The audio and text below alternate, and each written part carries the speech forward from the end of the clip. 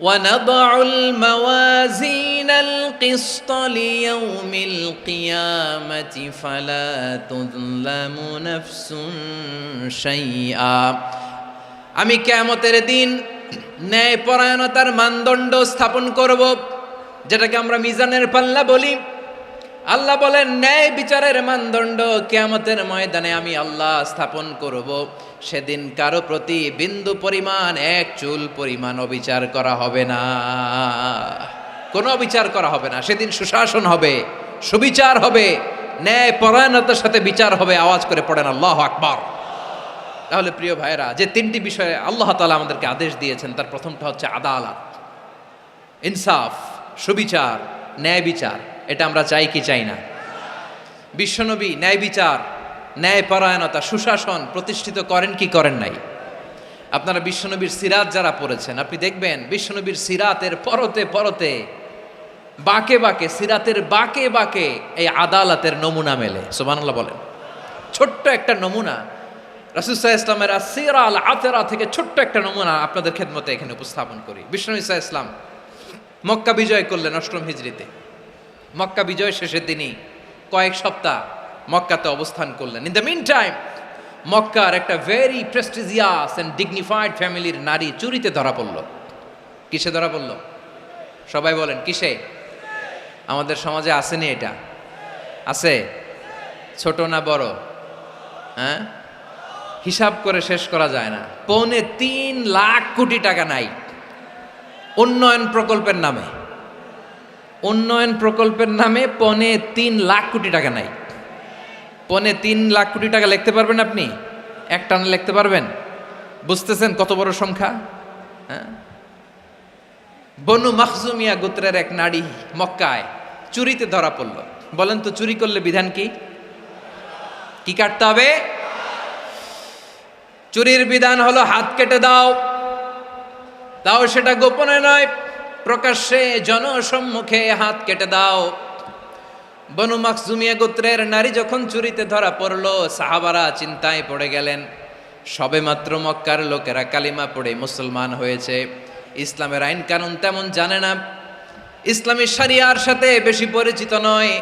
এখনো যদি বিশ্বনবী চুরির যেই বিধান এটা যদি কায়েম করে হাত যদি কেটে দেয়, না জানি মক্কার লোকেরা আবার বিগড়ে যায়, না জানি মক্কার লোকেরা আবার মুরতাদ হয়ে যায়, না জানি মক্কার লোকেরা ইসলাম থেকে দূরে সরে যায়।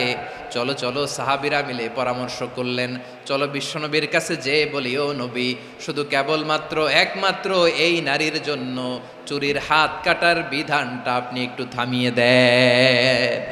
চুরির হাত কাটার যে বিধান এখানে একটু রহিত করে দেন, বাকিগুলা কইরেন মদিনাতে যে চলবে, কিন্তু মক্কায় এবারের জন্য মাফ করে দেন। কিন্তু কে বলবে? এই যে পরামর্শ, সাজেশন, এটা কে দিবে বিশ্বনবীর কাছে? সাহাবারা চিন্তায় পড়ে গেলেন। আল্লাহর নবীর সামনে দাঁড়িয়ে আল্লাহর দেয়া হুদুদ, আল্লাহর দেয়া বিধান থামিয়ে দেওয়া, মাফ করে দেওয়া, এই কথা বিশ্বনবীর সামনে বলার সাহস তো কেউ রাখে না। কেউ কেউ বলল, বিশ্বনবীর পালক পুত্র যায়েদ বিন হারেসার সন্তান উসামারে বিশ্বনবী নাতির মতো আদর করে, বড্ড বেশি ভালোবাসে উসামারে। এজন্য সাহাবারা উসামাকে বলতো হিব্বু রাসূলিল্লাহ, বিশ্বনবীর ভালোবাসা। কি বলতো? সাহাবীরা বললেন বিশ্বনবীর ভালোবাসা হিব্বু রাসূলিল্লাহ, উসামারে পাঠাও। উসামারে বিশ্বনবী নাতির মতো স্নেহ করে, মায়া করে, ভালোবাসে। আমরা পারবো না, উসামা পারবে। সবাই মিলে ফুলিয়ে ফুসিয়ে ওসামাকে, ছোট্ট ওসামাকে রাজি করালো। ওসামা এমন এমন কথা যে তুমি বিশ্বনবীর কাছে বলতে হবে, পারবা নাকি? ওসামা বলে পারবো। সাইয়েদনা ওসামা রাদিয়াল্লাহু তাআলা আনহু তরুণ সাহাবী বিশ্বনবীর কাছে গেলেন, যে বললেন, নবী, বনু মাখজুমিয়া গোত্রের এক নারী চুরিতে ধরা পড়েছে, এবারের জন্য কি এই মহিলাটারে মাফ করে দিলে হয় না? এবারের জন্য একটু ক্ষমা করা যায় না নবী?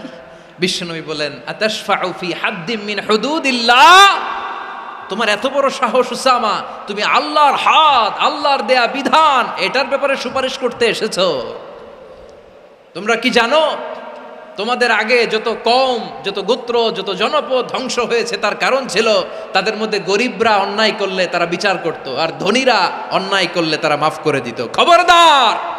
ওয়া আইমুল্লাহ, লাউ আন্না ফাতিমাতা বিনতি মুহাম্মাদিন সারাকাত লাকাতা মুহাম্মাদুন ইয়াদাহা।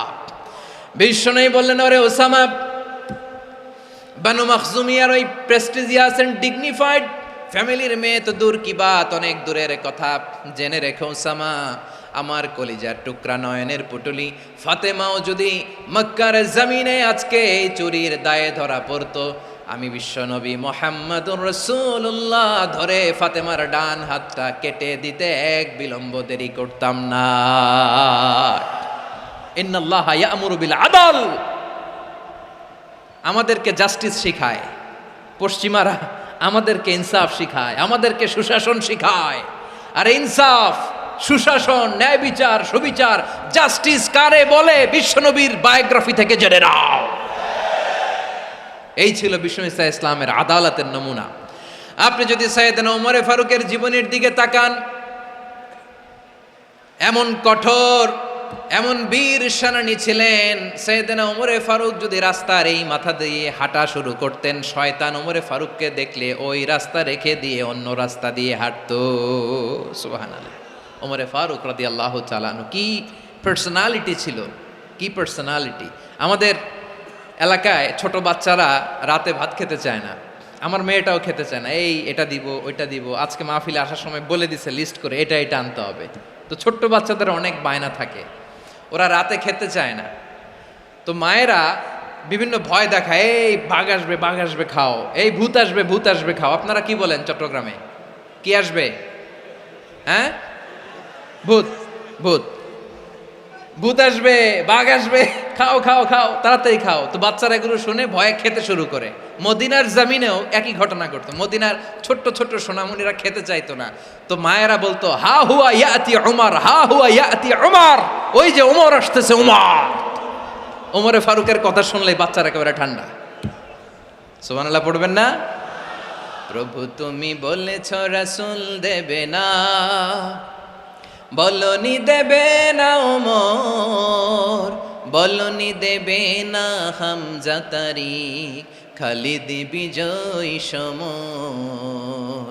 প্রভু তুমি বলেছ রাসূল দেবে না, বলনি দেবে না ওমর, বলনি দেবে না হামজা তারিক, খালিদ বিজয় সমর। প্রভু তুমি বলেছ রাসূল দেবে না। আল্লাহু আকবার। ওমরে ফারুক রাদিয়াল্লাহু তাআলা আনহু, ওনার কথা শুনলে গায়ের মধ্যে গুজবাম হয়, গায়ের পশমগুলো দাঁড়িয়ে যায়। সুবহানাল্লাহ বলেন। কি পার্সোনালিটি ছিল, কি ব্যক্তিত্ব ছিল। মুনাফিকরা ওমরে ফারুককে জমের মতো ভয় পেতেন। শয়তান, খুদ শয়তান এই রাস্তা দিয়ে আসলে শয়তান অন্য রাস্তা দিয়ে হাঁটতো। ওমরে ফারুক রাদিয়াল্লাহু তাআলা আনহুর জীবনে যদি দেখেন, তাহলে সেখানে আপনি আদালতের, ইনসাফের, সুশাসনের, জাস্টিসের নমুনা দেখতে পাবেন। কয়টা শুনবেন? সাইয়েদনা ওমরে ফারুকের রাদিয়াল্লাহু তাআলা আনহুর সন্তান আব্দুর রহমান মিশরে মদ খেয়ে মদ্যপ অবস্থায় ধরা পড়েছে। মদ খাওয়ার কারণে, মদ যদি কেউ পান করে আর যদি প্রমাণিত হয়, তার বিচার হলো 80 বেত। আওয়াজ করে বলেন কয় বেত? বাংলাদেশেও তো এই আইন আছে নাকি? বাংলাদেশে আছে? হ্যাঁ, মদ খাইলে 80 বেত, এই আইন বাংলাদেশে চালু হোক। আমরা চাই কি চাই না? চাই সবাই। এজন্যই তো ইসলাম ভাল লাগে না। ইসলামকে ভাল লাগে না। ইসলামকে আউট করে রাখতে পারলেই তো এরকম বড় বড় বোতল খাওয়া যায়। একেবারে সহজ, পানির মতো সহজ হিসাব, একেবারে সহজ। ওমরে ফারুক রাদিয়াল্লাহু তাআলা আনহুর ছেলে ভুল করে মদ পান করে ফেলেছিলেন। আব্দুর রহমান, ঘটনা ঘটেছে মিশরে। মিশরের গভর্নর তখন আমর ইবনুল আস রাদিয়াল্লাহু তাআলা আনহু।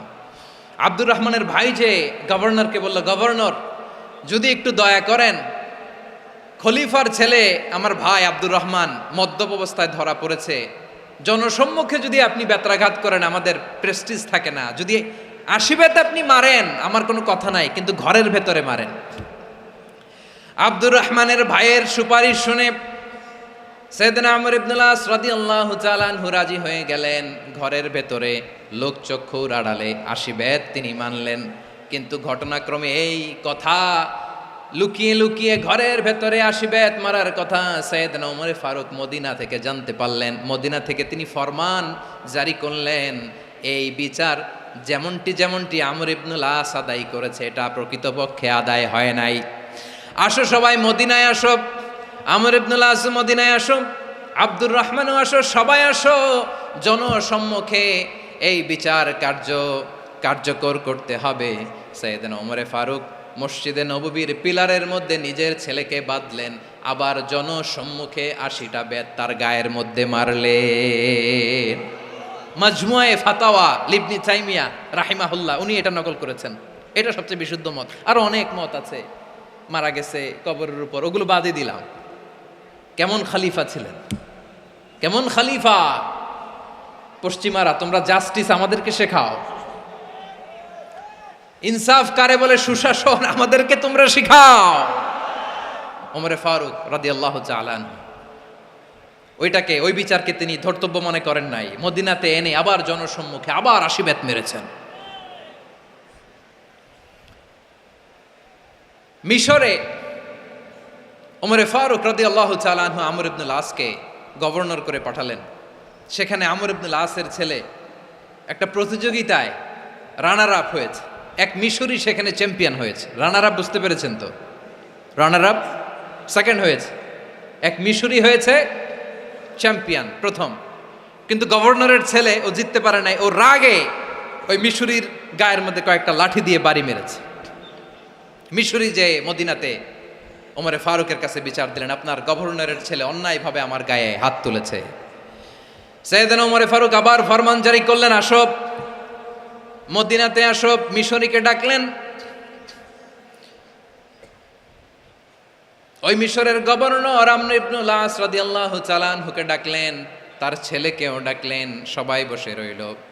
আমর ইবনুল আস রাদিয়াল্লাহু তাআলা আনহু মাথা নিচু করে বসে আছেন, লজ্জায় কাচুমাচু। হায় হায়, আজকে আমার ছেলের কারণে আমিরুল মুমিনিন খলিফাতুল মুসলিমিন ওমরে ফারুকের কাছে আমি জনসম্মুখে লজ্জিত হচ্ছি। সাইয়েদনা ওমরে ফারুক বললেন, এই নাও লাঠি, গভর্নরের ছেলে তোমার মাথার মধ্যে যতগুলো বাড়ি মেরেছে, আজকে জনসম্মুখে তুমি অতগুলা বাড়ি মারো। মিশরি বলে, থাক, আপনি যে ডেকে আনছেন সবার সামনে এটা বলছেন, এতেই আমি খুশি। আল্লাহু আকবার! আপনার মহানুভবতা দেখে আমি খুশি, আর অপমানের দরকার নাই। ওমরে ফারুক বলে, না, খবরদার, এই কথা মিশরি তুমি বলো না, মারো, যতগুলা বাড়ি মেরেছে মারো। বাধ্য হয়ে মিশরি আমর ইবনুল আসের সামনে ওনার কলিজার টুকরা সন্তানের মাথার মধ্যে বাড়ি মারতে আরম্ভ করলেন। ঠিক যতগুলা বাড়ি গভর্নরের ছেলে আমর ইবনুল আসের ছেলে মিশরির গায়ে মেরেছিল, মাথায় মেরেছিল, মিশরি গুনে গুনে ততটা মারলেন। এই দৃশ্য দেখে ওমরে ফারুক রেগে মেগে আগুন, রাগের চোটে রাগ সামলাতে না পেরে আর নিজেকে সামলাতে না পেরে মিশরিরে বললেন, ছেলেরে মারা শেষ হয়ে গেলে এবার বাবার টাক মাথার মধ্যে কয়েকটা বাড়ি মার। রাগের চোটে, আউট অফ অ্যাঙ্গার, রাগের চোটে, যে আমার পাঠানো গভর্নর আমর ইবনুল আস তার ছেলেকে কেন আদব তারবিয়া কেন শিক্ষা দিতে পারে না। ছেলেরে মারা হইলে এবার আমর ইবনুল আসের মাথার মধ্যে দুইটা মারো। এটা রাগে বলেছেন, এটা শাস্তি হিসেবে না। সুবহানাল্লাহ পড়ে। তোমরা আমাদেরকে সুশাসন শিখাও, আমাদেরকে সুশাসন শিখাও। বিশ্বনবী বলেন, আদল এটা যেন তেন বিষয় না, এটা দিয়েই মানবিক সমাজ গড়তে হবে। আল্লাহ তাআলা কিয়ামতের কঠিন ময়দানে, যেদিন স্বামী স্ত্রীকে চিনবে না, স্ত্রী স্বামীকে দেখে পালিয়ে যাবে, বন্ধু বন্ধুরে চিনবে না, পীর সাহেব মুরিদরে চিনবে না, মুরিদ পীর সাহেবরে চিনবে না, দলের কর্মী তার নেতারে চিনবে না, নেতা তার কর্মীরে চিনবে না, বন্ধু বন্ধুরে দেখে পালাবে। এই কঠিন মুহূর্তে সূর্যটা মাথার কাছে চলে আসবে, জমিনটা তামার জমিন হবে। আজকের জমিনের মতো নয়, মানুষ ঘর্মাক্ত, ক্লান্ত, শ্রান্ত মাথার মগজগুলো কানের ছিদ্র আর নাকের ছিদ্র দিয়ে বেয়ে বেয়ে পড়বে। বিশ্বনবী ফরমান, কিয়ামতের ওই কঠিন ময়দানে 7 শ্রেণীর ব্যক্তিকে রব্বুল আলামিন তার আরশের নিচে ছায়া দিবেন। তার মধ্যে প্রথম শ্রেণীর ব্যক্তি হলো ইমামুন আদিল। ইমামুন আদিল, ন্যায়পরায়ণ শাসক,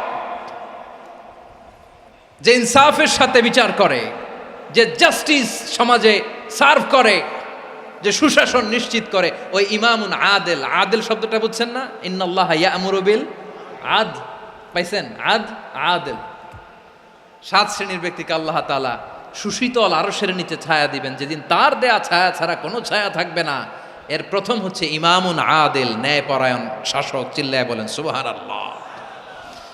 আবার বিশ্বনবী বললেন, ইন্নাল মুকসিতিনা ইনদাল্লাহি আলা মানাবিরা মিন নূর আন ইয়ামিনির রহমান। কিয়ামতের দিন যারা ন্যায়পরায়ণ হিসেবে আল্লাহর সামনে দাঁড়াবে, কিয়ামতের দিন রব্বুল আলামিন তার আরশের ডান দিকে ওই ন্যায়পরায়ণ লোকদের জন্য আরশের ডান দিকে একটা নূরের মিম্বারে তাদেরকে বসার সুযোগ করে দিবে। আল্লাহর আরশের ডান দিকে ন্যায়পরায়ণ লোকদের জন্য আল্লাহ তাআলা নূরের মিম্বার বানাবে। 4টে কেন কথা মনে করেছেন? আল আদাল, জাস্টিস। ইন্নাল্লাহা ইয়া'মুরু বিল আদল। আল্লাহ তাআলা এই আদালতের নির্দেশনা দেয়, সুবিচার, সুশাসন। প্রিয় ভাইয়েরা, এটা আমরা বাংলাদেশে চাই কি চাই না? এই যে অরাজকতা, এই যে অন্যায়, এই যে জুলুম, এই যে ইনকনসিস্টেন্সি সমাজের অসঙ্গতির প্রধান কারণ জাস্টিস নাই, সুবিচার নাই, সুশাসন নাই। শেষবারের মতো আওয়াজ করে বলেন তো, আমরা বাংলাদেশে আদল চাই কি চাই না? তাহলে প্রথম নির্দেশনা শেষ। আল্লাহ তাআলা তোমাদেরকে আদলের আদেশ দেন। এরপরে আল্লাহ বললেন, আমি তোমাদেরকে ইহসানের আদেশ দেই। ইন্নাল্লাহা ইয়া'মুরু বিল আদলি ওয়াল ইহসান। আমি তোমাদেরকে যেমনি আদলের নির্দেশনা দেই, তেমনি ভাবে তোমাদেরকে ইহসানের নির্দেশনা দেই। ইহসান, আওয়াজ করে সবাই বলেন তো ইহসান। সবাই বলেননি, সবাই বললে এতটুকু আওয়াজ হবে আমি বিশ্বাস করি না। আওয়াজ করে বলুন আল ইহসান। ইহসান মানে কারো প্রতি সফট হার্টেড হওয়া, মহানুভব হওয়া, অনুগ্রহ পরায়ণ হওয়া, অনুগ্রহশীল হওয়া, একে অপরের প্রতি দয়াদ্র হওয়া। একে অপরের প্রতি দয়াদ্র, অনুগ্রহশীল হওয়া ছাড়া মানবিক সমাজ কশিনকালেও গঠন করা সম্ভব না। প্রিয় ভাইয়েরা, সুন্দর আচরণ দিয়ে, ইহসান দিয়ে যা জয় করা যায়, নরম আচরণ দিয়ে যেটা অর্জন করা যায়, কঠোরতা দিয়ে সেটা পারা যায় না। বিষ্ণু ঈসা ইসলাম ইহসান দিয়ে, কোমল আচরণ দিয়ে, তার অনুগ্রহ দিয়ে তিনি অনেক কাফিরের হৃদয়কে জয় করে ফেলেছেন। সাইয়েদনা সুমামা ইবনে উসাল রাদিয়াল্লাহু তাআলা আনহুর কথা মনে পড়ে যায়। তিনি ছিলেন ইয়ামামার বাদশা। মদিনাতে বিশ্বনবীকে হত্যা করার নিয়তে এসেছিলেন। গোপনে গোপনে বিশ্বনবীকে হত্যা করে আবার ইয়ামামাতে তিনি ফিরে যাবেন। কিন্তু কি অবাক করা কাণ্ড, হত্যা করতে পারে নাই, সাহাবাদের হাতে তিনি ধরা পড়ে গেলেন। সাইয়েদনা সুমামা ইবনে উসাল রাদিয়াল্লাহু তাআলা আনহু হত্যার নিয়তে আসলেন, কিন্তু হত্যা করতে পারলেন না। সাহাবারা ওনাকে ধরে ফেললেন, ধরে মসজিদে নববীর পিলারের মধ্যে বেঁধে রাখলেন। সুমামা ইবনে উসাল, সিরাত থেকে শুনে, সিরাত থেকে শোনাচ্ছি, রাদিয়াল্লাহু তাআলা আনহু ইয়ামামার অধিপতি ছিলেন। ইয়ামামা বিশ্বনবীকে হত্যার জন্য আসছেন, ধরা পড়ে গেছেন, এখন মসজিদে নববীতে বেঁধে রাখছে, তার মানে বন্দী। তো এখন স্ট্যাটাস কি? বন্দী, ক্যাপটিভ। তো বিষ্ণু ঈসা ইসলাম সাহাবাদেরকে বললেন, তার খোঁজ খবর নিও, সুমামা ইবনে উসালের খোঁজ খবর নিও। সাহাবার বলেন, ইয়া রাসূলুল্লাহ, আপনাকে হত্যা করতে এসেছে, তার তো কঠিন ক্যাপিটাল পানিশমেন্ট হওয়া দরকার, কঠিন শাস্তি হওয়া দরকার। বিশ্বনবী বললেন, না, আমি যেটা জানি তোমরা সেটা জানো না, তোমরা সুমামার সাথে ভালো আচরণ করো। বিশ্বনবী সুমামার কাছে গেলেন। প্রথম দিন যে তিনি কালেমার দাওয়াত দিলেন, ইমানের দাওয়াত দিলেন, ইসলামের দাওয়াত দিলেন, রিসালাতের দাওয়াত দিলেন, আখিরাতের দাওয়াত দিলেন। পরের দিন যে বিশ্বনবী সালাতের দাওয়াত দিলেন, যাকাতের দাওয়াত দিলেন, ইসলাম কি, কিভাবে, কেমন করে পালন করতে হয় চমৎকার আর্টিকুলেট করতে শুরু করলেন। তন্ময় হয়ে সুমামা ইবনে উসাল রাদিয়াল্লাহু তাআলা আনহু বিশ্বনবীর কথাগুলো শুনতে আরম্ভ করলো। একদিন নয়, 2 দিন নয়, টানা 3 দিন বিশ্বনবী সুমামার কাছে ইসলামকে প্রেজেন্ট করেছেন, উপস্থাপন করেছেন। আওয়াজ করে বলেন, কয় দিন? 3 দিন। 3 দিন মসজিদে নববীতে বাধা। আর সাহাবীদেরকে বললেন, তার খোঁজ খবর নিও, তোমরা যে রুটি বানাও এর মধ্যে সবচেয়ে ভালো আটার রুটিটা তারে দিও, সবচেয়ে রিফাইন্ড খেজুর, যেটা পিওর খেজুর, এটা তারে দিও। আর বিশ্বনবী নিজের উট থেকে দুধ দহন করে ওনার বাড়ির এক কর্মচারীকে বলেছেন, দুধ দহন করে সুমামার জন্য নিয়ে যেও। সুবহানাল্লাহ পড়বেন না? সবাই তো অবাক, ইয়ামামা থেকে আসছে নবীকে হত্যা করতে, বিশ্বনবী দেখে তারে জামাই আদর করে, তাকে মজার মজার খাবার দিও, দুধ দিও, আদর আপ্যায়ন করো। একদিন নয়, 2 দিন নয়, টানা 3 দিন বিশ্বনবী এভাবে সুমামার কাছে যেয়ে ইসলামকে প্রেজেন্ট করতে আরম্ভ করলেন, ইসলামকে উপস্থাপন করতে শুরু করলেন, আর তাকে চমৎকার এন্টারটেইনমেন্ট আপ্যায়ন দিতে আরম্ভ করলেন। টানা 3 দিন যখন ইসলামের দ্য বিউটিজ অফ ইসলাম, ইসলামের সুমহান বাণী সৌন্দর্য তার কাছে উপস্থাপন শেষ, তাকে আপ্যায়ন শেষ, বিশ্বনবী বললেন সাহাবেদেরকে, যাও এবার সুমামার হাতের পায়ের রশি দুটো খুলে দাও। তারা বললেন, ইয়া রাসূলুল্লাহ কি বলেন আপনি, ও তো হত্যাকারী, সুযোগ পায় নাই, আপনারে মারতে পারে নাই, ছেড়ে দিলে আবার ও আপনার উপর তলোয়ার নিয়ে ঝাঁপিয়ে পড়বে, নবী এই সিদ্ধান্ত আপনি নিতে যাবেন না। বিশ্বনবী বললেন, যেটা বলেছি সেটা করো, সুমামার রশিগুলো ছেড়ে দাও, সুমামার হাতে পায়ের রশিগুলো যে তোমরা খুলে দাও। সাহাবারা তর্ক জুড়ে দিলেন, লা ইয়া রাসূলুল্লাহ এমনটা করবেন না, তো ভয়ঙ্কর ভয়ঙ্কর খুনি, কি জানি কি হয়ে যায়। বিশ্বনবী বললেন, না, তার হাতে পায়ের রশিগুলো খুলে দাও। সাহাবারা বিশ্বনবীর কথা মতো তার হাতে পায়ের রশিগুলো খুলে দিল। সুমামা মুহূর্তের মধ্যে মসজিদে নববী থেকে বের হয়ে ইয়ামামায় ফিরে না যে মসজিদে নববীর পাশে একটা খেজুর বাগান ছিল, সেখানে চলে গেলেন। সেখানে একটা ছোট্ট কুয়া ছিল, কুয়ার পানি দিয়ে তিনি গোসল করলেন। সুবহানাল্লাহ পড়েন। কুয়ার পানি দিয়ে গোসল করে মসজিদে নববীর সামনে এসে বিশ্বনবী এবং সাহাবাদের সামনে দাঁড়িয়ে সাব্বাবা উঁচু করে বললেন, আশহাদু আল্লা ইলাহা ইল্লাল্লাহ ওয়া আশহাদু আন্না মুহাম্মাদান আবদুহু ওয়া রাসূলুহু। আল্লাহু আকবার। আমি সাক্ষ্য দিচ্ছি আল্লাহ ছাড়া কোনো ইলাহ নাই, আর মুহাম্মদ আল্লাহ তাআলার প্রেরিত বান্দা এবং রাসূল। প্রিয় ভাইয়েরা, ইহসান দিয়ে যা জয় করা যায়, কঠোরতা দিয়ে সেটা কঠিনকালেও জয় করা যায় না। আওয়াজ করে বলেন ঠিক কি না? এবার সুমামা দাঁড়িয়ে বলে, ওগো নবী, আমি তো কালিমা পড়ে মুসলমান হয়ে গেলাম, এবার শোনেন, এই মুহূর্তের আগে আপনার চেহারার চাইতে নিকৃষ্ট কোনো চেহারা আমার কাছে ছিল না, কিন্তু শাহাদা পাঠ করার পরে আপনার চেহারার চাইতে উত্তম শ্রেষ্ঠ কোনো চেহারা আমার কাছে আর নাই।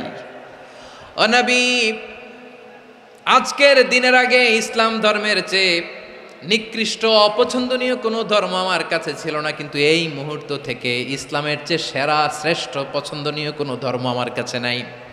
নবী গো, আজকের দিনের আগে মদিনার চাইতে অপছন্দনীয় নিকৃষ্ট কোনো শহর আমার কাছে ছিল না, কিন্তু এই মুহূর্তের পর থেকে মদিনার চাইতে কোনো শ্রেষ্ঠ শহর আমার জানা নাই। সে ছিল গমের বড় ডিলার, গম বেচত। কি বেচত? তার গম কিনে মক্কার লোকেরা রুটি খাইতো। সে ঘোষণা দিল, আজকে থেকে মক্কাবাসীদের জন্য সব গম আমি হারাম করে দিলাম, মক্কাবাসী এখন না খেয়ে মরে। সুবহানাল্লাহ পড়বেন না? মক্কাবাসী বিশ্বনবীর কাছে আসলেন, এসে বললেন, মুহাম্মদ, আমরা তো তোমার ভাই, তোমার চাচা, তোমার ভাতিজা, তোমার আত্মীয়, তুমি সুমামারে বলো সে যেন আবার গমের সাপ্লাই মক্কার জন্য অনুমতি দিয়ে দেয়। বিশ্বনবীর অনুমতি ক্রমে সুমামা আবার মক্কাতে গম পাঠাতে শুরু করলো। পড়েন সুবহানাল্লাহ। ইহসান, ইহসান দিয়ে আপনি যেটা জয় করতে পারবেন, you can win the heart of your enemies. ইহসান দিয়ে আপনি আপনার শত্রুর হৃদয়কে জয় করতে পারবেন। আওয়াজ করে বলেন ঠিক কি না? এজন্য আল্লাহ বললেন, ওয়া আনফিকু ফি সাবিলিল্লাহি ওয়া লা তুলকু বিআইদিকুম ইলাত তাহলুকা ওয়া আহসিনু ইন্নাল্লাহা ইউহিব্বুল মুহসিনিন। তোমরা আল্লাহর রাস্তায় দান করবে আর নিজেরা নিজেদেরকে ধ্বংসের হাতে ঠেলে দিও না। তোমরা একে অপরের প্রতি ইহসান করবে, কারণ ইহসানকারীদেরকে আল্লাহ বড্ড ভালোবাসেন। সুবহানাল্লাহ পড়েন। আবার সূরা রহমানে আল্লাহ বললেন, হাল জাযাউল ইহসানি ইল্লাল ইহসান ফাবিআইয়ি আলা, সবাই পড়েন, ফাবিআইয়ি আলাই রাব্বিকুমা তুকাযযিবান। ইহসানের প্রতিদান হিসেবে ইহসানই হয়। বিশ্বনবী সুমামার প্রতি যেমন ইহসান করেছেন, সুমামাও ঠিক তেমন ইহসান ফিরিয়ে দিয়েছে। ঠিক কিনা বলেন? তাহলে 1 নম্বরে হচ্ছে আদ, ন্যায় বিচার। 2 নম্বরে সবাই বলেন ইহসান, সদাচরণ। ইহসান দুই ধরনের প্রিয় ভাইরা, ইহসান ফিল ইবাদা, ইহসান ফিল মুআমালা। ইহসান ফিল ইবাদা হচ্ছে একাগ্র অনুভবে ইবাদতে ডুব দেওয়া, এর নাম ইবাদতের ইহসান। সুবহানাল্লাহ পড়ে। বিশ্বনবী বলেন ইহসান মানে কি জানো নাকি? হাদিসে জিবরিলে সাইয়েদনা জিবরিল আলাইহিস সালাম বিশ্বনবীকে বললেন আখবিরনি আনিল ইহসান। নবী আমাদেরকে বলেন ইহসান মানে কি? বিশ্বনবী বললেন আনতা আবুদাল্লাহ কাআন্নাকা তারাহু ফাইন লাম তাকুন তারাহু ফাইন্নাহু ইয়ারাক। ইহসান মানে হলো এমন ভাবে তুমি আল্লাহর সামনে নিজেকে উজাড় করে ইবাদত করবে, তুমি ভাববে তুমি আল্লাহকে দেখতে পাচ্ছ। আর এটা যদি ভাবা তোমার জন্য কঠিন হয়ে যায়, অন্তত এতটুকু তুমি ভাববা যে আল্লাহ তোমাকে দেখতে পাচ্ছেন। ঠিক কিনা বলেন? ও আমার বীর চট্টলার ভাইয়েরা, কেউ যেটা দেখে না সেটা দেখে কে? এই বিশ্বাস হৃদয়ের মধ্যে আছে? নামাজে যখন দাঁড়ান এই ফিলিংসটা আনা যাবে? হ্যাঁ, এশার সালাত তো এখনো হয় নাই না? আলোচনা শেষে এশার সালাত এখানে অনুষ্ঠিত হবে, তাই না? আচ্ছা বলুন তো, আমরা এশার সালাত পর্যন্ত বেঁচে থাকবো এই গ্যারান্টি আছে কার কার? হাত তোলেন। কয়েকজন হাত তুলছে পেছনে, না বুঝে তুলে ফেলছে। এশা পর্যন্ত যে আমরা হায়াত পাবো কোনো গ্যারান্টি আছে? সবাই আওয়াজ করে বলেন গ্যারান্টি আছে? গ্যারান্টি নাই। এই জন্য বিষ্ণু ইসলাম বলেছে এমন ভাবে নামাজে দাঁড়াও, ইবাদত করো, মনে করো হতে পারে এটাই আমার জীবনের শেষ নামাজ। পারফর্ম দ্য সালাহ as if this is your last and final prayer. এমন ভাবে সালাতে দাঁড়াও, ভাবো হতে পারে এটাই তোমার জীবনের শেষ নামাজ। এমন ভাবে নামাজে দাঁড়াও, ভাবো এটাই শেষ নামাজ। তাহলে নামাজে একাগ্রতা বাড়ায় দিবে কে? ফলে ইবাদতের ইহসান আমাদের অর্জিত হবে। আর মুআমালাতে ইহসান হলো, বিশ্বনবী বলেন ইন্নাল্লাহা তাবারাকা ওয়া তাআলা কাতাবাল ইহসানা আলা কুল্লি শাই ফাইদা কাতালতুম ফাআহসিনুল কিতলা ওয়া ইযা যাবাহতুম ফাআহসিনুয যাবহা ওয়ালিয়ুহিদ্দা আহাদুকুম শাফরাতাহু ওয়ালিয়ুরিহ যাবিহাতাহু। ইহসান দুই ধরনের, আওয়াজ করে বলতে হবে। কয় ধরনের? সবাই বলুন আওয়াজ করে, কয় ধরনের? একটা হচ্ছে ইহসান ফিল ইবাদা, ইবাদতে ইহসান। ইবাদতে ইহসান কি? একাগ্র অনুভব দিয়ে ইবাদত করা, মন প্রাণ দিয়ে ইবাদত করা। আর মুআমালাতে ইহসান কি? সব কাজে, দৈনন্দিন কাজে, কর্মে, সামাজিক অ্যাক্টিভিটিতে কোমলতা প্রদর্শন করা, অনুগ্রহের সাথে সবকিছু করা। আল্লাহ তাআলা ইন্নাল্লাহা তাবারাকা ওয়া তাআলা কাতাবাল ইহসানা আলা কুল্লি শাই, তিনি সব কিছুর ব্যাপারে ইহসানকে আবশ্যক করেছেন।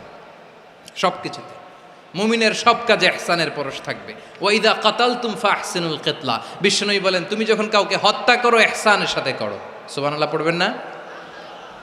যখন হত্যা করো তখনও ইহসানের সাথে। আচ্ছা হত্যা করবো আবার ইহসান আসবে করতে করে, তো মেরেই ফেলবো আমি।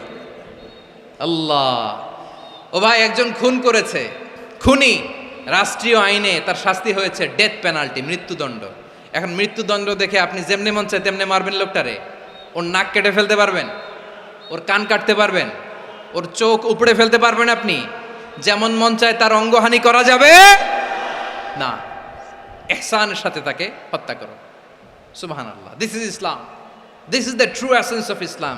ওয়া ইযা যাবাহতুম ফাহসিনুয যাবহা, যখন জবাই করবে তখনও ইহসানের সাথে জবাই করো। করব জবাই, ওইখানেও নাকি ইহসান।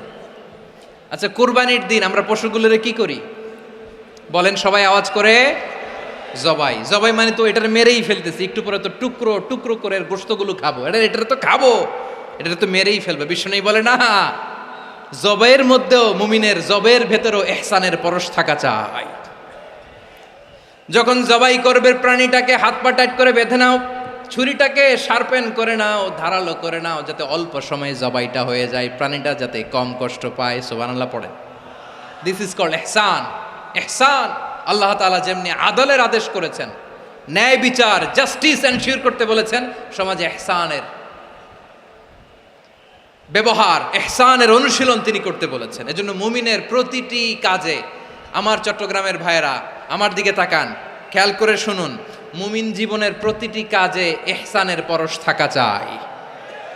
আমরা যেন আমাদের পরিবারের প্রতি ইহসান করি, আমরা যেন আমাদের কর্মচারীদের প্রতি ইহসান করি, আমরা যেন আমাদের কলিগদের প্রতি ইহসান করি, আমরা যেন আমাদের ভাইদের প্রতি ইহসান করি। মুমিন জীবনের প্রতি কাজে ইহসানের পরশ থাকার দরকার আছে না নাই? কথা বুঝতে পেরেছেন? তাহলে আল্লাহ তাআলার 3টা আদেশ ছিল, কয়টা গেল? ভুলে গেছে, ভুলে গেছে চট্টগ্রাম। 3টা আদেশের মধ্যে কয়টা বললাম? প্রথমে কি ছিল? আদল। 2 নম্বরে, 3 নম্বরে রব্বুল আলামিন বললেন ওয়া ইতা ইদিল কুরবা, নিকটাত্মীয়দেরকে দান করো। নিকটাত্মীয়দেরকে দাও, যারা তোমাদের ব্লাড কানেকশনের আত্মীয় তাদেরকে তোমরা দাও। এখানে জেনারেলি বললেন দাও, কি দিব সেটা তিনি এখানে বলেন নাই, সেটা তিনি সূরাতুল ইসরার মধ্যে বলেছেন। আল্লাহ বলেন ওয়া আতিযাল কুরবা হাক্কাহ, নিকটাত্মীয়দেরকে তাদের অধিকার, তাদের প্রাপ্য তোমরা বুঝিয়ে দাও। দেখেন, একটা শান্তির সমাজ, একটা সমৃদ্ধ সমাজ, একটা মানবিক সমাজ গঠনের জন্য আল্লাহ তাআলা বেশি না, মাত্র 3টা অর্ডার, 3টা ভার্ডিক্ট তিনি জারি করেছেন। 1 নাম্বার সুশাসন, ন্যায় বিচার। 2 নাম্বার ইহসান। 3 নাম্বার নিকটাত্মীয়, যারা কাছের, তোমার ভেরি ক্লোজ রিলেশনশিপে আছে, তাদেরকে দাও। দাও, দিলে বাড়িয়ে দেয় কে? অনেকে দিতে চায় না, কৃপণতা করে। দিলে বাড়ায় দেয় কে? ও মিয়া, মদিনার মধ্যে সবচাইতে গরিব সাহাবী ছিল বেলাল রাদিয়াল্লাহু তাআলা আনহু। ওনার এন্টায়ার অ্যাসেট, সম্পদের পরিমাণ কতদূর জানেন? একটা লুঙ্গি। বেলাল রাদিয়াল্লাহু তাআলা আনহু, ওনার টোটাল ওয়েলথের এস্টিমেশন হচ্ছে মাত্র একটা লুঙ্গি। একটা লুঙ্গি, টোটাল ওয়েলথ এস্টিমেশন, টোটাল সম্পদের পরিমাণ বেলাল রাদিয়াল্লাহু তাআলা আনহুর কি ছিল? কথা বোঝে নাই বোধহয়, কি ছিল? ওই বেলাল রাদিয়াল্লাহু তাআলা আনহুকে বিষ্ণু ইসলাম বলেছেন আনফিক ইয়া বেলাল, ও বেলাল তুমিও দাও। ওয়ালা তাখশা মিন যিল আরশি ইখলালা, আরশের অধিপতির তো কোনো ঘাটতি নাই, তুমি দিলে ওই আল্লাহ তোমারে বাড়ায় দিবে। এজন্য আমার প্রিয় ভাইয়েরা, দিলে কমে না, দিলে বাড়ে। অনেকে ধরে রাখে, নতুন কিছু নিতে পারে না, হাত দিয়ে যেটা ধরে রেখেছেন এটা দিয়ে দেন, বড় একটা ধরার সুযোগ পাবেন। জোরে বলেন ঠিক কিনা? ধরেন 5 কেজি ওজনের একটা ধরে রাখছেন, এখন 10, এটা না ছাড়লে 10 কেজি ধরতে পারবেন আপনি? আচ্ছা, 10 কেজির জিনিস একটা আছে হাতে, ওইটা যদি ছেড়ে দেন তাইলেই না 15 কেজি ধরতে পারবেন। কথা বলেন ঠিক কিনা? তাহলে দিলে বাড়িয়ে দেয় কে? রব্বুল আলামিন বললেন 3 নাম্বার আদেশ হলো তোমাদের প্রতি সমাজটারে কেমন করে মানবিক সমাজ, সুন্দর সমাজ গড়বা। 3 নাম্বার আদেশ হলো ওয়া আতিযাল কুরবা হাক্কা, নিকটাত্মীয়দেরকে তাদের প্রাপ্য বুঝিয়ে দাও। এই নিকটাত্মীয়দেরকে তাদের অধিকার বুঝিয়ে দেওয়া, প্রাপ্য বুঝিয়ে দেওয়াতে আমাদের গাফলতি আছে না নাই? চট্টগ্রামে নাই? মাশাআল্লাহ আছে, আছে। অনেকে দেখবেন অনেক আল্লাহওয়ালা, তাহাজ্জুদ গুজার, সেজদা দিতে দিতে কপালে কালো দাগ ফেলে দিছে, সে তার বোনের হকটা আদায় করে নাই। আছে না নাই? হ্যাঁ, এখানেও আছে। সর্বনাশ। অনেক বড় হাজী সাহেব, বিশাল লম্বা দাড়ি, ছেলেরে সব দিয়ে দিছে, মেয়েরে কিছু দেয় নাই, মেয়ের হক আদায় করে নাই। আছে না নাই? এই হাজী সাহেবেরা, এই আল্লাহওয়ালারা কিয়ামতের ময়দানে আটকে যাবে। আপনি অন্যের অধিকার নষ্ট করেছেন, তাদের রাইটসকে ভায়োলেট করেছেন। এজন্য আল্লাহ তাআলা বলেন, কারো অধিকার যদি কেউ নষ্ট করে, ওই সমাজটা মানবিক সমাজ কঠিনকালেও হতে পারে না। এজন্য 3 নম্বর আল্লাহ বললেন ওয়া ইতা ইদিল কুরবা, নিকটাত্মীয়দেরকে দাও। কি দিবা? তাদের অধিকার দিয়ে দাও। বোনের অধিকার বুঝিয়ে দাও, মেয়ের অধিকার বুঝিয়ে দাও, ফুফুর অধিকার বুঝিয়ে দাও। দেখবেন অনেক মায়েরা ছেলের পাতে মুরগির রান দেয়, মেয়ের পাতে দেয় মুরগির ঠ্যাং। এরকম আছে না নাই? ছেলেরা কি দেয়? মুরগির। মেয়ের পাতে কি দেয়? তো মেয়ের কি মুরগির রান খেতে মনে চায় না? মনে চায় না? এমনটা করা যাবে না। নিকটাত্মীয়দেরকে অধিকার দিয়ে দাও, নিকটাত্মীয়ের সাথে সুসম্পর্ক রাখো। আদেশটা কার? এজন্য প্রিয় ভাইয়েরা, জীবনে যদি বারাকা অর্জন করতে চান, নিকটাত্মীয়দের সাথে সুসম্পর্ক রাখতে হবে, তাদের জন্য উপহার পাঠাতে হবে। বিশ্বনবী বলেন লা ইয়াদখুলুল জান্নাতা কাতে, যে ব্যক্তি আত্মীয়তার সম্পর্ককে ছিন্ন করে দেয়, সে কশিনকালেও আল্লাহর জান্নাতে ঢুকবে না। আপনি কি এটারে সহজ হাদিস মনে করছেন? এটা সহজ কথা? আপনি ভাবছেন আপনার নামাজ আপনারে বাঁচাতে পারবে, আপনার রোজা বাঁচাতে পারবে, আপনার তাহাজ্জুদ আপনারে বাঁচাতে পারবে? আপনি অধিকার নষ্ট করলে কিছুই আপনারে বাঁচাতে পারবে না।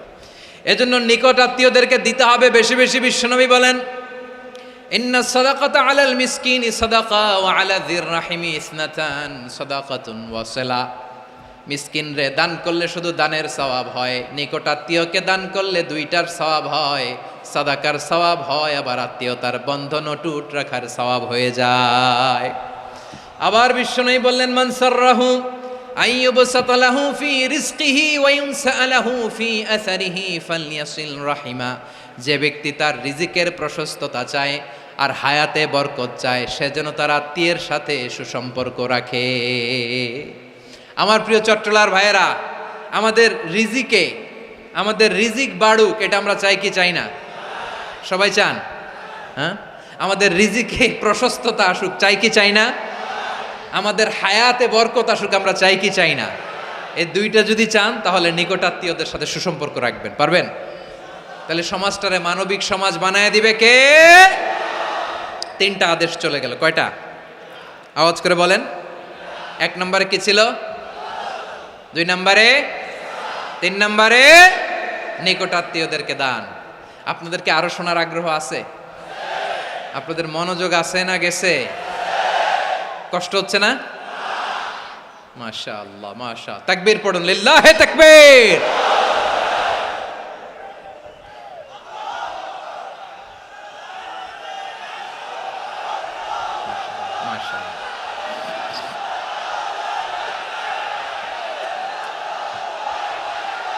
আমার প্রিয় ভাইয়েরা, আল্লাহ তাআলা 3টা জিনিসের যেমনি আদেশ করেছেন, অনুরূপভাবে 3টা বিষয় তিনি বারণ করেছেন, নিষেধ করেছেন। ওগুলোর কাছেও যাওয়া যাবে।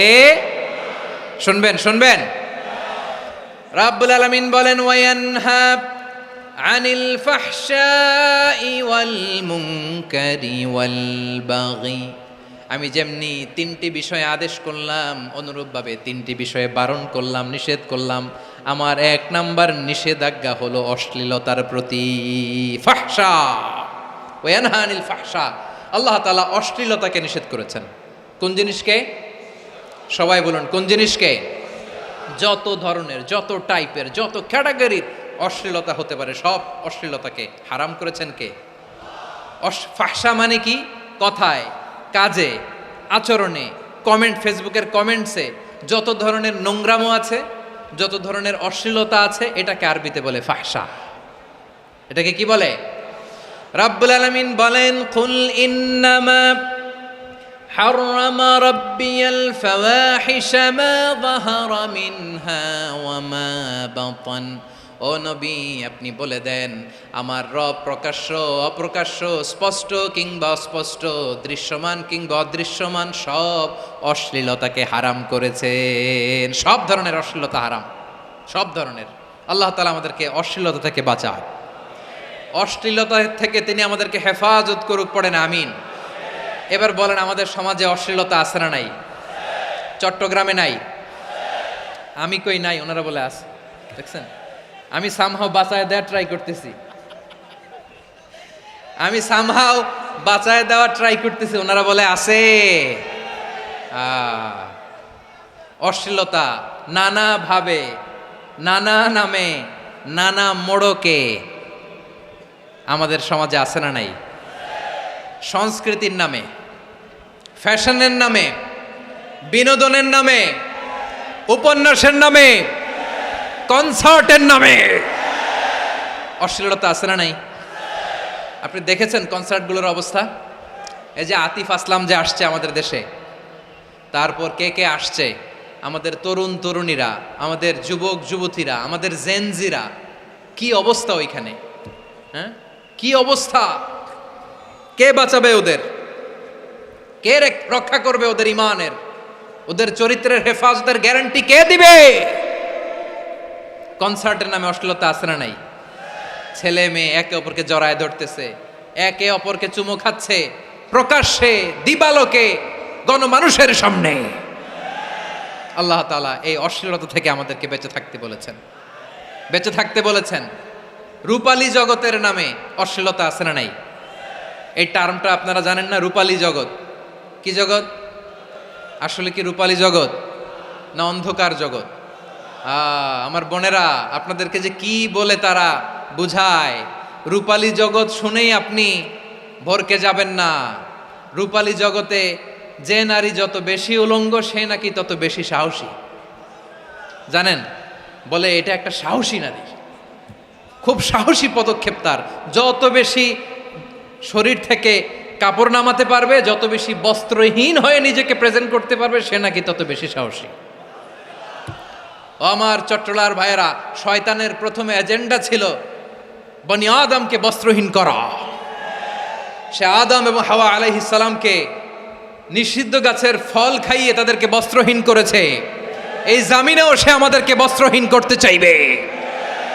এই রূপালী জগতের নামে তারা এটা করে। আমার প্রিয় বোনেরা, আপনি জানেন না আপনার দাম কত। ওরা আপনাদেরকে বিজ্ঞাপনের সস্তা পণ্য বানাতে চায়। ওরা আপনাদেরকে ওদের ভোগের লিপসার টুলস বানাতে চায়। ওরা আপনাদেরকে দিয়ে ওদের খায়েশ পূরণ করতে চায়। এটা আপনাদের জন্য মোটেও ডিগনিটি নয়, এটা আপনাদের জন্য সম্মান নয়। আপনার সম্মান শালীনতায়, আপনার সম্মান হেজাবে, আপনার সম্মান ভদ্রতায়, আপনার সম্মান আপনার ডিসেন্ট পোশাকে। পোশাক বলে দেয় এই নারীটা ভদ্র না অভদ্র। পোশাক বলে দেয় এই মেয়েটা কোন ঘরের মেয়ে। আওয়াজ করে বলেন ঠিক কিনা? আপনি জানেন না, আপনার এই সস্তা পণ্য বানায়, ভোগের পণ্য, বিলবোর্ডে আপনাকে উলঙ্গ করে উপস্থাপন করে। এই অশ্লীলতার সাথে ইসলামের কোনো সম্পর্ক। এজন্য আল্লাহ বলেন, আমি অশ্লীলতাকে হারাম করেছি। অশ্লীলতাকে হারাম করার প্রথম কারণ হলো এর মাধ্যমে মানবতাকে অপমানিত করা হয়। কারণ মানুষের সম্মান মানুষের পোশাকে। মানুষ যখন পোশাকহীন হয়ে যায়, বস্ত্রহীন হয়ে যায়, তার সম্মান কমে যায়। ঠিক কিনা? অশ্লীলতাকে হারাম করার প্রথম কারণ হচ্ছে মানুষ মানুষকে অপমান করে। একটা নারী, সে তো সম্মানিত। নারী যে কত সম্মানিত, নারীর এটা বুঝেই নাই। বিশ্বনবী বলেন, আর দুনিয়া কুল্লুহা মাতা ওয়া খায়রু মাতা'আদ দুনিয়া আল মারআতুস সালিহা। আমার বোনেরা, 5টা প্যান্ডেলে আপনারা এলইডিতে আমার আলোচনা শুনছেন, আমি জানি। আপনাদের এই গর্ভ যে কত দামি আপনি জানেন না। আপনার পেট থেকেই আসবে আগামী দিনের সালাহুদ্দিন আল আইয়ুবী। আপনার পেট থেকেই আসবে অনাগত দিনের ইমাম মাহদী আল মুনতাজার। আপনার পেট থেকেই আসবে অনাগত দিনের ফয়সাল, ওয়াসিম, মুগ্ধ, আবু সাইদের মতো বীর যোদ্ধা।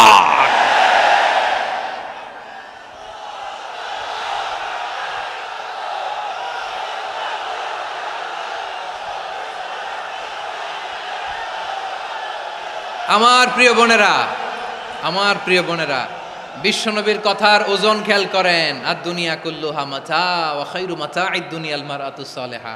দুনিয়ার সবকিছুই অ্যাসেট, এর মধ্যে সবচেয়ে দামি অ্যাসেট নেককার নারী। আপনার গর্ভ যে কত দামি আপনি জানেন না। নিজের সময়টাকে কাজে লাগান, কোরআন পড়েন, সুন্নাহ পড়েন। আপনার অনেক দায়িত্ব ঘরে। You are the MD of your family. একটা family it's a very big institution. পরিবার একটা অনেক বড় প্রতিষ্ঠান। And you are the MD of your institution. আপনি এই পরিবারের MD, managing director of your family. এখানে আপনার কত দায়িত্ব। আপনি ছেলেমেয়েদেরকে তারবিয়া করবেন। আপনি আপনার স্বামীর জন্য ঘরটার জান্নাতের নীর বানাবেন। আপনার জন্য জান্নাতের ডুপ্লেক্স বাড়ি ওইখানে তৈরি করে রাখবে কে? আপনি যে কত দামি আপনি জানেন না। নারীদেরকে আল্লাহ বানিয়েছেন উচ্চতর করে, নিম্নতর নয়। নারীদেরকে ছোট্ট জিনিস দিলে এটার বড় করে দেয়। নারীদেরকে ভ্রূণ দিলে, শুক্রাণু দিলে নারী এটারে বাচ্চা হিসেবে উপহার দেয়। ঠিক কিনা? বিয়ের মাধ্যমে স্বামী যখন তার শুক্রাণু তার স্ত্রীকে উপহার দেয়, স্ত্রী রিটার্নে কি উপহার দেয়? ফুল ফর্ম বেবি, মানব সন্তান। দেখছেন, আপনি দিলেন একটুকুনি, দিছে বিশাল। আপনি যদি নারীকে বাজার এনে দেন, নারী এটাকে সুস্বাদু খাবারে রূপান্তর করে দেয়। আপনি তাকে একটা মুচকি হাসি দিয়ে দেন, সে তার কলিজা দিয়ে দেয়। কিন্তু যদি আপনি তার মনে কষ্ট দেন, সে আপনার জীবনকে জাহান্নাম বানায়া দেয়। খবর আছে, নারীর মন বুঝতে পারলে নেয়ামত, বুঝতে না পারলে কিয়ামত। ঠিক কিনা বলেন? আমার প্রিয় বোনেরা, আপনি যে কত দামি আপনি জানেন না। জানেন না আপনি কত দামি, অনেক দামি আপনি। আপনাদেরকে যেন ভোগের সস্তা পণ্য বানাতে না পারে, আপনাদেরকে সচেতন থাকতে হবে, সজাগ থাকতে হবে, কনসার্ন থাকতে হবে। শয়তানের ওই হাতছানির দিকে আর নজর দেওয়া যাবে না। তাহলে কেন আল্লাহ তাআলা এই ফাহশা অশ্লীলতাকে হারাম করলেন? এক নাম্বার, এতে হিউম্যান ডিগনিটি কমে। দুই নাম্বার, এতে মানুষের অধিকার নষ্ট হয়। আপনি বিয়ে করেছেন, এরে পরকিয়া করেন, ওর সাথে এরকম আছে না নাই? স্ত্রীর অধিকার নষ্ট করেছেন। আপনি বিবাহ সম্পর্কে আবদ্ধ হয়েছেন, তার সাথে আপনি পরকিয়া করেন ওই ছেলের সাথে, আপনি আপনার হাজবেন্ডের সাথে বিট্রে করেছেন। এজন্য আল্লাহ অশ্লীলতাকে হারাম করেছেন। অশ্লীলতাকে হারাম করার আরেকটা কারণ হচ্ছে আল্লাহ তাআলা এই হিউম্যান জেনারেশনকে এটাকে প্রিজার্ভ করতে চায়। হিফজুন নাসল, এটা মাকাসিদুশ শরিয়ার অনেক গুরুত্বপূর্ণ একটা মাকাসিদ, অনেক গুরুত্বপূর্ণ। আপনার নাসল, আপনার জেনারেশনকে সংরক্ষণ করা। এই যে আসতেছে ফেব্রুয়ারি, কত ফেব্রুয়ারি জানো? এটা কি বিশ্ব ভালোবাসা দিবস? হ্যাঁ, কি দিবস?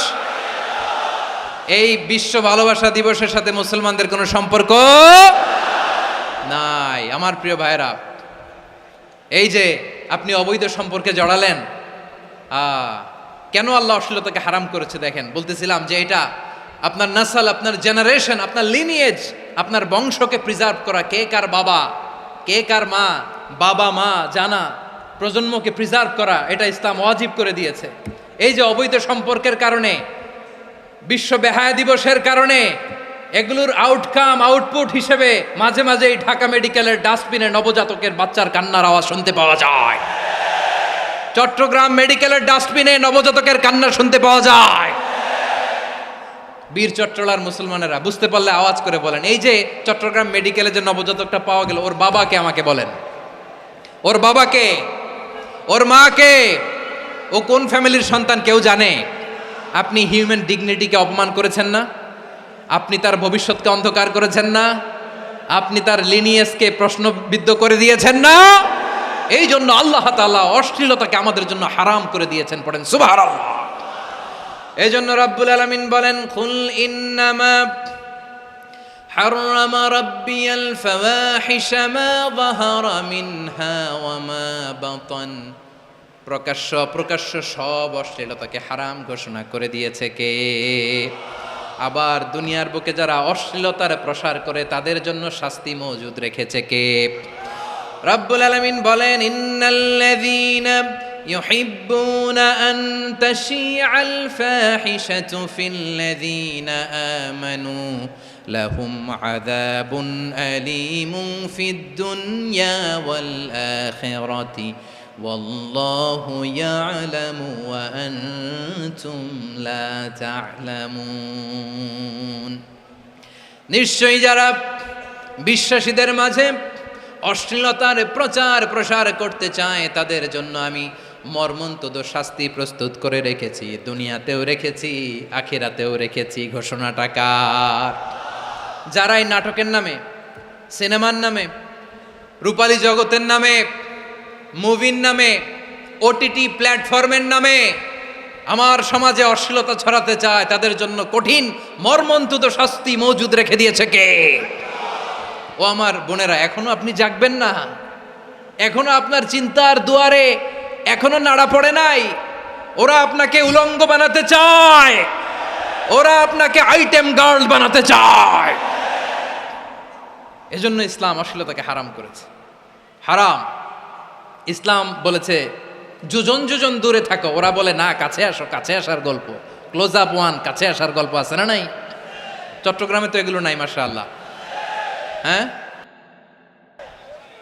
এখানেও আছে ক্লোজ আপ ওয়ান, কাছে আসার গল্প।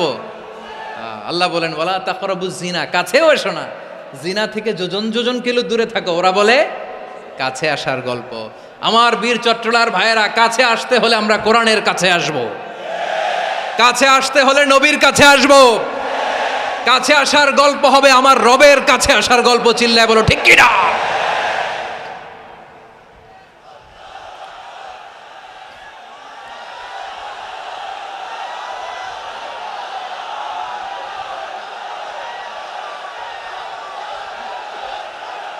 বসুন বসুন আমার ভাইয়েরা।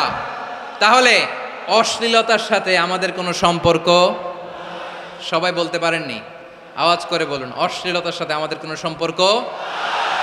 আমরা এই সমস্ত ক্লোজ আপ ওয়ান, কাছে আসার গল্পের প্রোগ্রামে যাব? আমরা কোন ধরনের অশ্লীল কন্টেন্ট সোশ্যাল মিডিয়ায়, টিভিতে দেখব? কি যুগ যে আমরা কাটাচ্ছি আপনি কল্পনা করতে পারবেন না। পর্ন ইন্ডাস্ট্রি, নারী পুরুষের বস্ত্রহীন যুগল দৃশ্য, এটাকে দিয়ে ওরা কোটি ডলারের ইন্ডাস্ট্রি বানিয়েছে। পুরো মানব ইতিহাসে এরকম জঘন্য সময় মানব ইতিহাস পার করে নাই। পর্ন এটা ইন্ডাস্ট্রি হয়ে গেছে। আমাদের এই যুবকগুলো, জেনজিগুলো, ওদের চরিত্র বাঁচাবে কি করে? কেমন করে হেফাজত করবে ওদের এই মূল্যবান চরিত্র? আমার প্রিয় ভাইয়েরা, এই অশ্লীলতার দ্য লেটেস্ট ভার্সন হচ্ছে LGBTQ, শরীফ থেকে শরীফা। শুনছেন আপনারা? দেখতে পুরুষ, আসলেই পুরুষ, সুস্থ একজন পুরুষ, 4 সন্তানের বাবা, বলে আমি মনে মনে নারী। দেখতে নারী, সুস্থ নারী, আসলেই সে দিব্যি একজন নারী, বলে আমি মনে মনে পুরুষ। সবচেয়ে ভয়ঙ্কর অশ্লীলতার সবচাইতে লেটেস্ট ভার্সন হচ্ছে এই ট্রান্সজেন্ডারিজম। সুস্থ পুরুষ তার বায়োলজিক্যাল গ্রোথকে হরমোন দিয়ে স্টপ করে দিয়ে সে সার্জারি করে নারী হতে চায়, সুস্থ নারী পুরুষ হতে চায়। পুরুষ পুরুষের প্রতি সেক্সুয়ালি আকর্ষণ বোধ করে, এটা লূত আলাইহিস সালামের কওমের মধ্যে ছিল। এটাকেও আল্লাহ কোরআনে ফাহিশা বলেছেন। ওয়ালুতান ইয ক্বালা লিকওমিহি আতাতুনাল ফাহিশাতা মা সাবাকাকুম বিহা মিন আহাদিম মিনাল আলামিন। লূত আলাইহিস সালাম বললেন, তোমরা কি এমন এক অশ্লীল কার্যক্রমে ডুব দিলে নাকি যেটা গোটা বিশ্বের কেউ কখনো করে নাই, তোমরাই প্রথম করেছো? পড়েন নাউযুবিল্লাহ। এই পশ্চিমের এই রোগ আমার দেশে যেন আসতে না পারে, আমাদের সজাগ থাকতে হবে। প্রিয় ভাইরা, চিল্লায় বলেন ঠিক কিনা? পশ্চিমের অবস্থা ভয়ঙ্কর। পাশ্চাত্যে, আমি যুক্তরাষ্ট্রে ছিলাম অনেকদিন, কয়েক মাস, বিভিন্ন স্টেটে ঘুরেছি। গার্ডিয়ানরা উদ্বিগ্ন, ছেলে মেয়েদেরকে, ছোট্ট ছেলে মেয়ে, ওদেরকে জিজ্ঞেস করে, তুমি how do you feel right now inside yourself? তুমি ভিতরে ভিতরে কেমন ফিল করো? তোমার কি ছেলে ছেলে লাগে না মেয়ে মেয়ে লাগে? আচ্ছা বলেন, এই ছোট্ট বাচ্চাটাও কি এগুলো জেন্ডার অ্যাসাইনমেন্ট বলতে এগুলো কিছু বুঝে? এইভাবে মিসগাইড করা হচ্ছে। কৌতূহল বশত ছোট্ট ছেলে যদি বলে আমার তো মেয়ে মেয়ে লাগে, তখন বলে যে না তুমি মেয়ে, ছেলে না। মা বাবা বাধা দিলে ওকে আলাদা গভর্নমেন্ট হাউসে নিয়ে যায়। ভয়ঙ্করতম অবস্থা।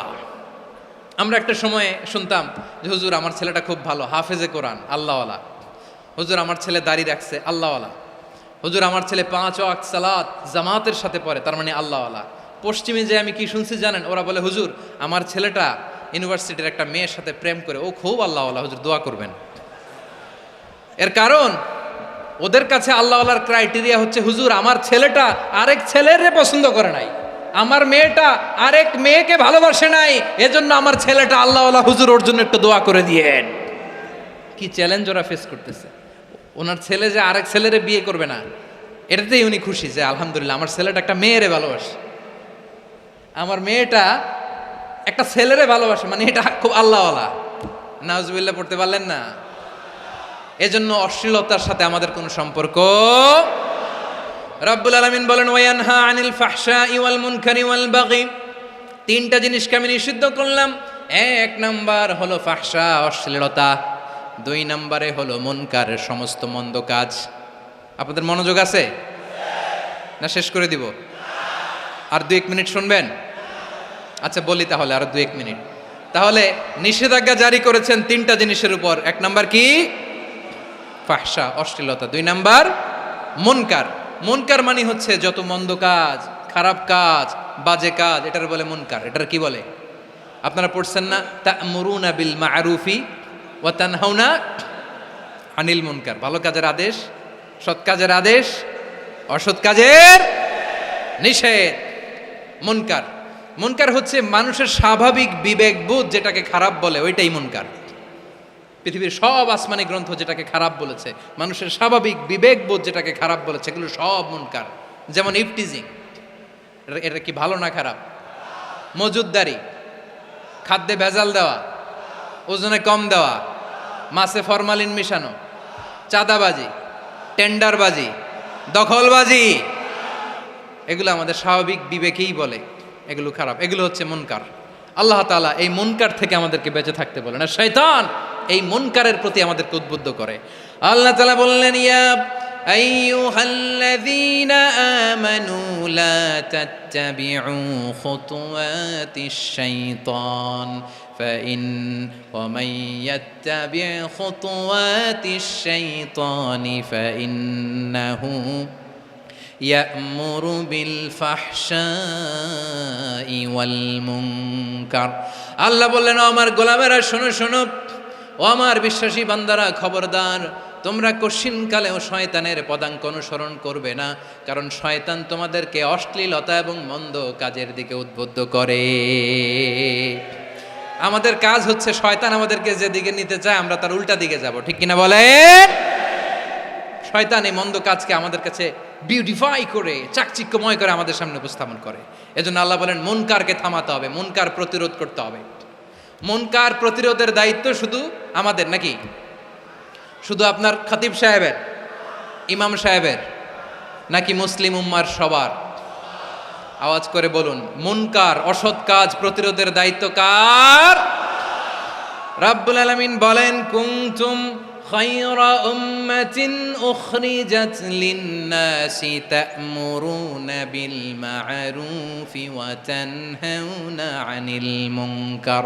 তোমাদেরকে শ্রেষ্ঠ জাতি করে জমিনের মধ্যে আবির্ভূত করা হয়েছে, যাতে করে তোমরা জমিনের ভেতরে সৎ কাজের আদেশ করতে পারো আর অসৎ কাজের নিষেধ করতে পারো। উম্মা কুনতুম খায়রা, তাহলে গোটা উম্মার দায়িত্ব, এটা বুঝতে পারছেন তো? আচ্ছা, আরো নিচে আসেন। এরপরে আল্লাহ বললেন, শুধু উম্মা না, এই জমিনের রাজত্ব আমি যাদের হাতে দেই, এই জমিনের মালিক আমি যাদেরকে বানিয়ে দেই, যাদেরকে আমি সরকারের দায়িত্ব দেই, তাদেরকেও মুনকার প্রতিরোধের দায়িত্ব দিয়েছে কে? আল্লাহ বলেন, যারা ক্ষমতার মসনদে বসেছে তাদেরকে 4 দফা কর্মসূচি আমি আল্লাহ দিলাম। আওয়াজ করে বলেন, কয় দফা? আল্লাহ বলেন, আল্লাযীনা ইম্মাক্কান্নাহুম ফিল আরদি আকামুস সালাতা ওয়া আতাউয যাকাতা ওয়া আমারু বিল মা'রুফি ওয়া নাহাউ আনিল মুনকার ওয়ালিল্লাহি আকিবাতুল উমুর। যারা এই জমিনের উত্তরাধিকার হয়েছে তারা 4 দফা কর্মসূচি নিয়ে সামনে আগাবা। সালাত কায়েম করবা, যাকাত আদায় করবা, সৎ কাজের আদেশ দিবা, অসৎ কাজ থেকে মুনকার প্রতিরোধ করবা। আদেশটা কার? আমার প্রিয় চট্টলার ভাইয়েরা, পুরো উম্মার দায়িত্ব মুনকার প্রতিরোধ করা, সরকার প্রধানের দায়িত্ব মুনকার প্রতিরোধ করা। এরপর আল্লাহ বলেন, প্রতিটা ফ্যামিলির যিনি প্রধান সিইও বাবা, প্রত্যেক বাবারও দায়িত্ব এই মুনকার প্রতিরোধ করা। আওয়াজ করে বলেন ঠিক কিনা? যেমনটি সাইয়েদনা লুকমান আলাইহিস সালাম ওনার কলিজার টুকরা সন্তানকে আদেশ করেছেন, ইয়া বুনাইয়া আকিমিস সালাতা ওয়া'মুর বিল মা'রুফি ওয়ানহা আনিল মুনকার। পড়েন সুবহানাল্লাহ। বাবা ছেলেকে সবক দিচ্ছে। কে সবক দিচ্ছে? কাকে? লুকমান আলাইহিস সালাম ছেলেকে বলতেছে, ওরে আমার কলিজার টুকরা সন্তান, ওরে আমার বাছা, নামাজ কায়েম করবা, সৎ কাজের আদেশ দিবা, আর মুনকার প্রতিরোধ করবা, অসৎ কাজ, সমাজ থেকে খারাপ কাজকে ঝেঁটে বিদায় করে দিবা। তাহলে দেখেন, আমি স্টেপ বাই স্টেপ নামলাম। পুরা উম্মার দায়িত্ব, জমিনের উত্তরাধিকারী আল্লাহ যাদেরকে বানিয়েছেন সরকার, তাদের দায়িত্ব, প্রতিটি ফ্যামিলির প্রধানের দায়িত্ব। এরপরে বিশ্বনবী বলেন, সচেতন প্রতিটি মুসলিমের দায়িত্ব সমাজ থেকে মুনকারকে উৎখাত করা। বিশ্বনবী বলেছেন, মান রাআ মিনকুম মুনকারান ফালিয়ুগাইয়িরহু বিয়াদিহি ফাইন লাম ইয়াস্তাতি ফাবিলিসানিহি ওয়া ইন লাম ইয়াস্তাতি ফাবিকলবিহি ওয়া যালিকা আযআফুল ঈমান। সমাজে যে মুনকার দেখবে, খারাপ কাজ দেখবে, সে যেন হাত দিয়ে সেটাকে থামায়। কি দিয়ে? আপনাদের তো হাত নাই না? হাত আছে, হাত আছে। ওরা যেই হাত দিয়ে অন্যায় করে ওইটা প্রতিরোধের জন্য আমাদেরও হাত আছে না নাই? থামাতে হবে, থামাতে হবে।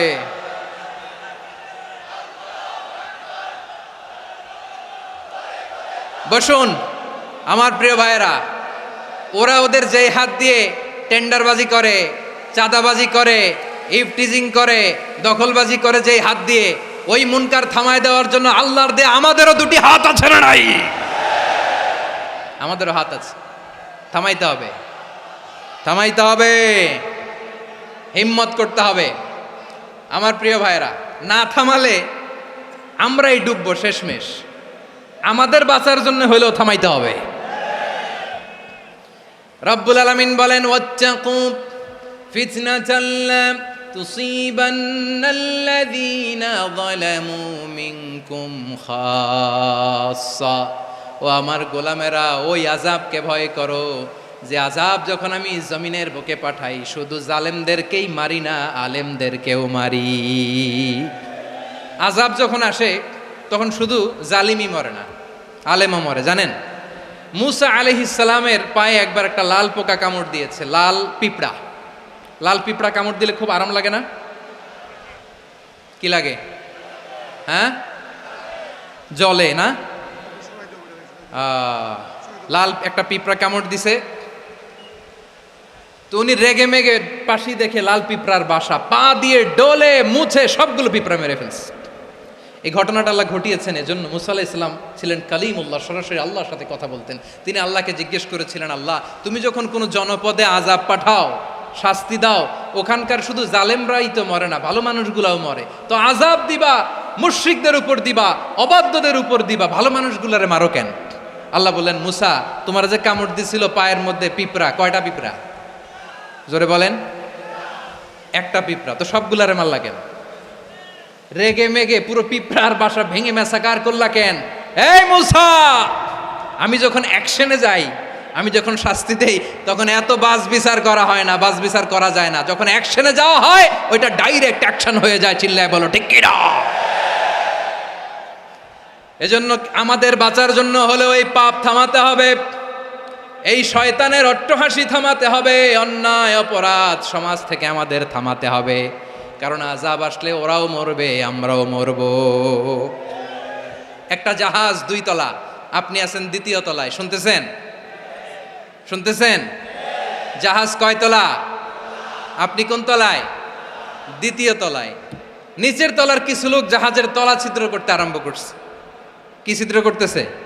আচ্ছা, জাহাজের তলা ছিদ্র করলে তলা দিয়ে কি ঢুকে?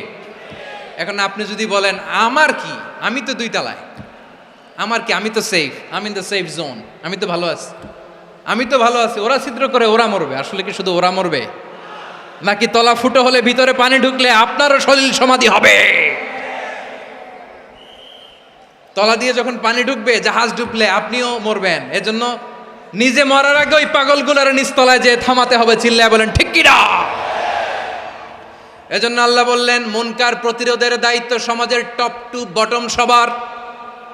পুরো আম্মার দায়িত্ব, সরকার প্রধানের দায়িত্ব, প্রতিটি ফ্যামিলির প্রধান বাবার দায়িত্ব, বিশ্বনবী বললেন প্রতিটি সচেতন মুসলিমের দায়িত্ব। এজন্য মুনকার প্রতিরোধ করার দরকার আছে না নাই?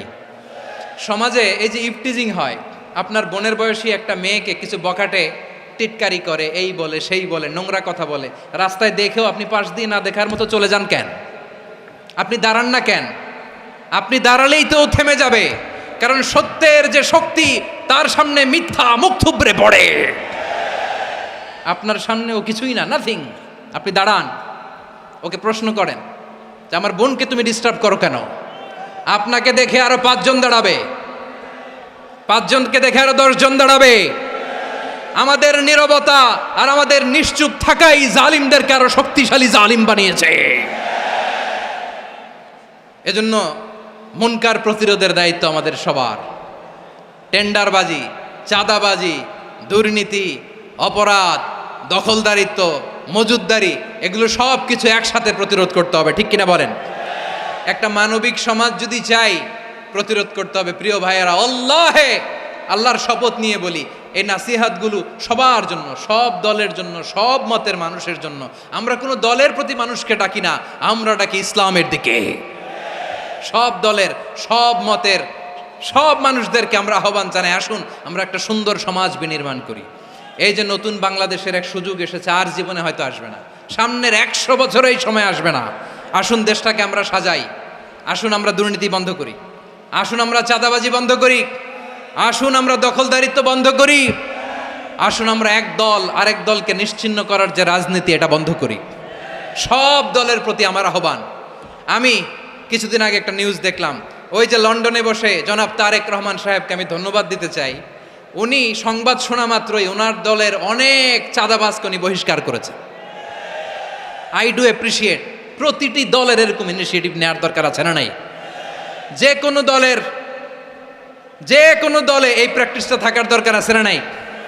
চাঁদাবাজদের সাথে আপনারা নিজেদেরকে মুক্ত ঘোষণা করবেন যে এরা আমার দলের কর্মী হতে পারে না। আমরা চাঁদাবাজ মুক্ত বাংলাদেশ চাই, জুলুম মুক্ত বাংলাদেশ চাই, ফ্যাসিজম মুক্ত বাংলাদেশ চাই, গুণ খুন খারাপি মুক্ত বাংলাদেশ চাই। আমরা নতুন ভোরের বাংলাদেশ চাই। ওই বাংলাদেশ পাওয়ার জন্য মুনকার প্রতিরোধে, অন্যায় প্রতিরোধে যদি বাঘের বাচ্চার মতো, আবু সাঈদের মতো 2 হাত উঁচু করে বুককে টান টান করে প্রসারিত করে দাঁড়াতে হয়, রাজি আছো মুসলমান? কারা কারা রাজি? আল্লাহকে হাত দেখিয়ে প্রতিজ্ঞা করো।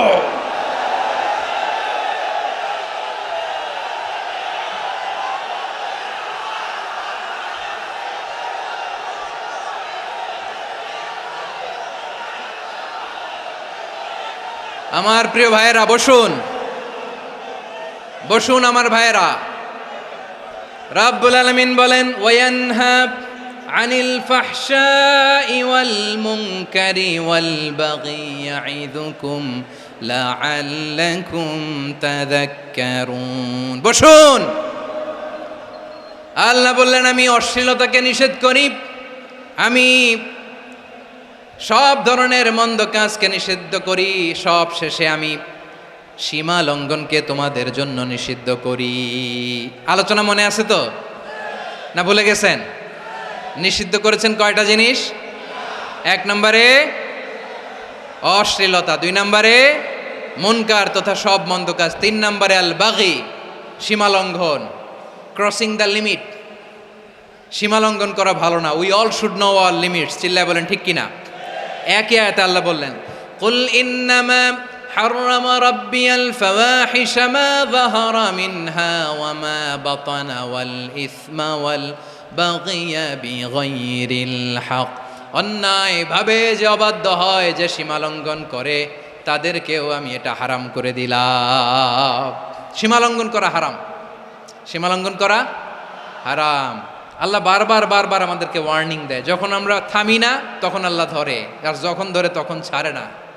ধরে না, ধরলে আল্লাহ।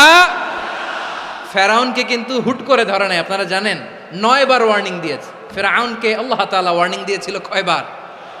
বীর চট্টলার বীর সেনানীরা আওয়াজ করে বলেন, ফেরাউনকে ধরার আগে ওয়ার্নিং দেওয়া হয়েছিল কয়টা?